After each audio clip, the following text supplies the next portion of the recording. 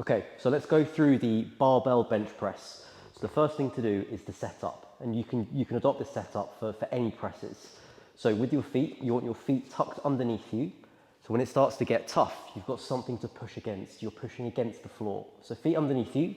You also want your hips like locked in place. So glutes squeezed whilst pushing down into the floor. And then lastly, you want the rib cage just gently lifted. So we're not overly arching the lower back, just gently lifted. So that is the setup. So let's go through actually now, where do we put our hands on the bar? What width do we adopt?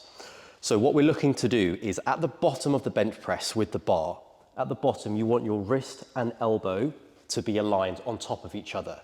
If you go too wide, you'll see this big angle in your elbow. So that's too wide. If you go too narrow on the bar, you'll have a less than 90-degree angle in your elbow. So that's too narrow. You want something where they are on top of each other. So for me, you'll have to maybe sort of play around to test it. But if I get to the bottom now, can you see how my wrist and my elbow are aligned with each other?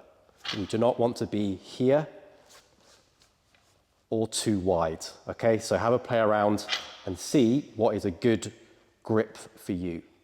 Okay, so let's get everything set up. So we've got the feet, the hips, and we've got the width on the hands. Unrack it, start from the top, get yourself stable, and then from there, you want to control the bar, gently touch the chest, and then press with a little bit of speed. So you want as much control as possible. 2 or 3 seconds down, touch the chest, and press.